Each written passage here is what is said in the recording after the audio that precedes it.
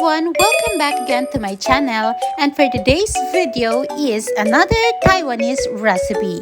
So if you are a chicken lover, check this out.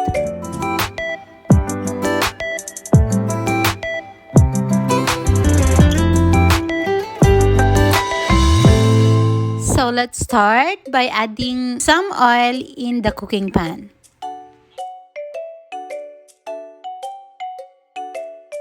Then kapag mainit na yung oil, pwede na nating igisa yung chicken. By the way, itong chicken na to ay pre-cooked na po sa pressure cooker. Pre-cook ko po siya sa pressure cooker para mabawasan ang cooking time ko. But of course, pwede mo rin siyang igisa or lutuin directly dito na sa pan.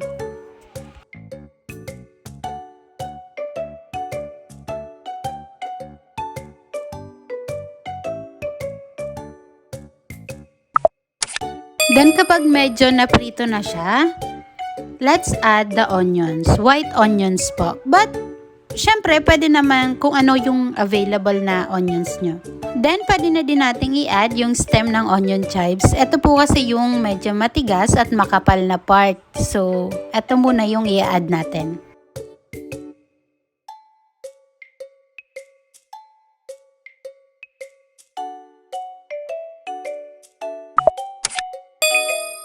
Then, pag medyo nagisa na siya, let's add oyster sauce. And add about 1.5 cup of water. Pero depende po sa dami ng lulutuin nyo. At dahil nga po pre-cook na itong chicken ko, kaya hindi na kailangan ng maraming tubig.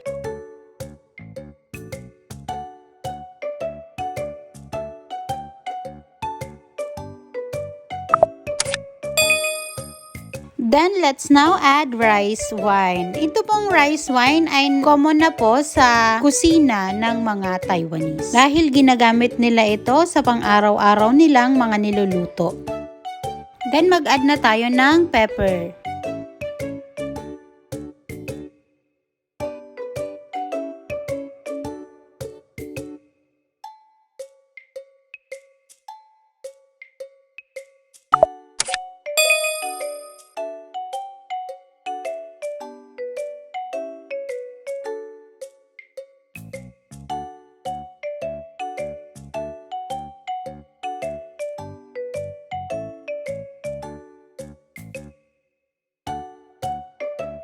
Pakuluin lang natin to.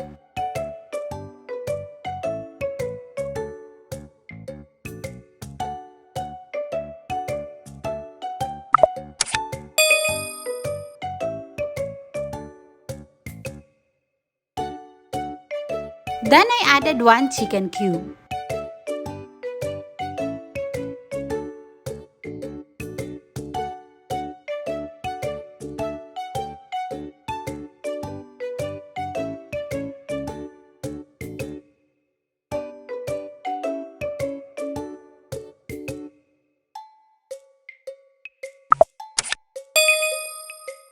This time, pwede na tayo mag-add ng garlic.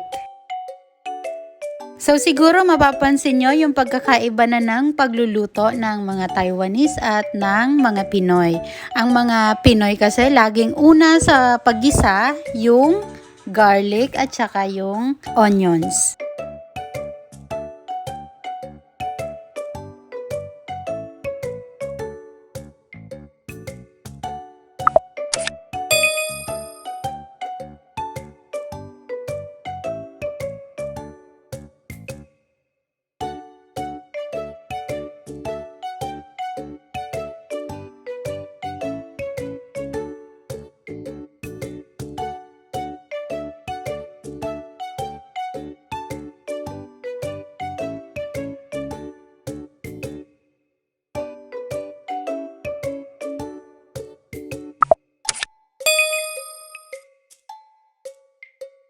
Then, let's add about 1 tablespoon of sugar.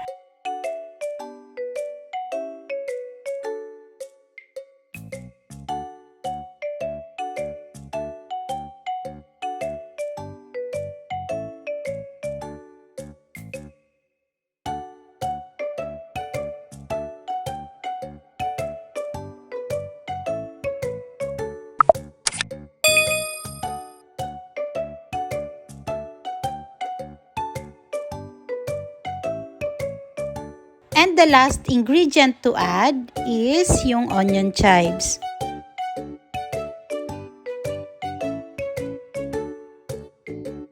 Then after adding it, pwede na pong i-turn off yung apoy.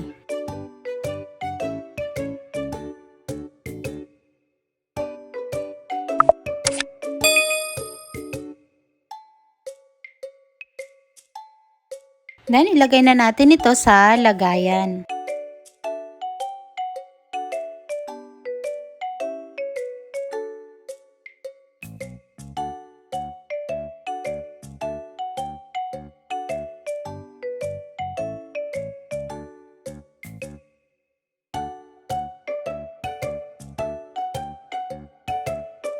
So we're now done cooking. So here is my洋葱蚝油烧鸡, or chicken with onion chives with oyster sauce. You can also try to cook this recipe and please share your thoughts in the comment section below. So if you're new here to my channel, please don't forget to subscribe and hit the notification bell para maging updated kayo sa mga susunod kong i-upload. That's all for today's video. Thanks for watching. Bye!